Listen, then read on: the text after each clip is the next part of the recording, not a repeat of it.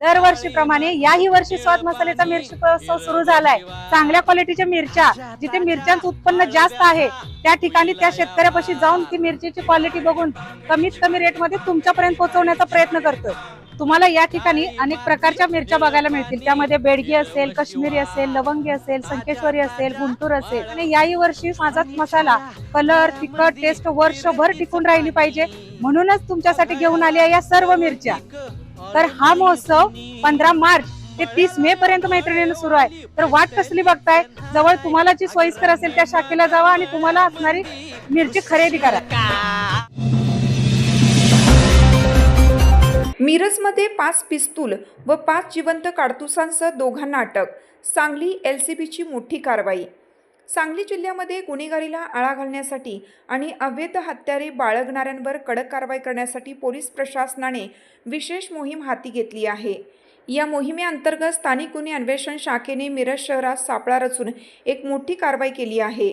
कमान वेस ते रमा मातानगर ऑक्सिजन पार्ककडे जाणाऱ्या रस्त्यावर अवैध शस्त्रांची विक्री करण्यासाठी आलेल्या 2 तरुणांना पोलिसांनी रंगेहात अटक केली आहे। त्यांच्याकडून 5 देशी बनावटीची पिस्तूल आणि 5 जिवंत काडतुसे असा एकूण 2,51,500 रुपयांचा मुद्देमाल जप्त करण्यात आला। या प्रकरणी पोलिसांनी अश्विन संजय माळी आणि अमन उर्फ मोहिद्दीन बशीर गोदड या दोघांना अटक केली आहे।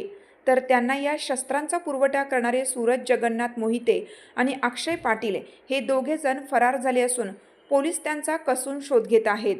सांगली जिल्ह्याचे पोलीस अधीक्षक तुषार दोशी आणि अप्पर पोलीस अधीक्षक कल्पना बारवकर यांनी बेकायदेशीर शस्त्र बाळगणाऱ्यांवर कठोर कारवाई करण्याचे आदेश स्थानिक गुन्हे अन्वेषण शाखेचे पोलीस निरीक्षक संजीव झाडे यांना दिले होते।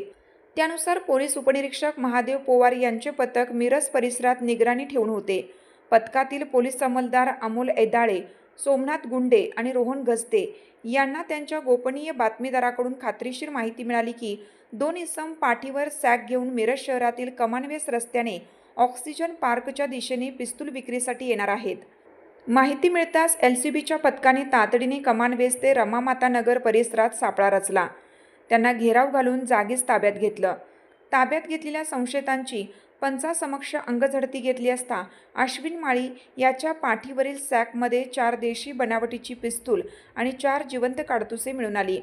तसेच दुसरा आरोपी अमन गोदड याच्या कमरेला खोचलेले 1 देशी बनावटीचे पिस्तूल आणि पॅन्टच्या उजव्या खिशात 1 जिवंत काडतूस पोलिसांना सापडले। अग्निशस्त्र बाळगण्याबाबत विचारणा केली असता त्यांच्याकडे कोणताही वैध परवाना नसल्याचे स्पष्ट झाले। जादा दराने विक्री करण्यासाठी ही शस्त्रे आणल्याची कबुली दिली। त्यातील 2 पिस्तूल आणि 2 काडतुसे त्याने सूरज मोहिते याच्याकडून, तर 3 पिस्तूल आणि 3 काडतुसे सातारा जिल्ह्यातील अक्षय पाटील याच्याकडून खरेदी केल्याची कबुली केले। अमन गोदडी यांनी ही शस्त्रे अश्विनकडून खरेदी केली होती।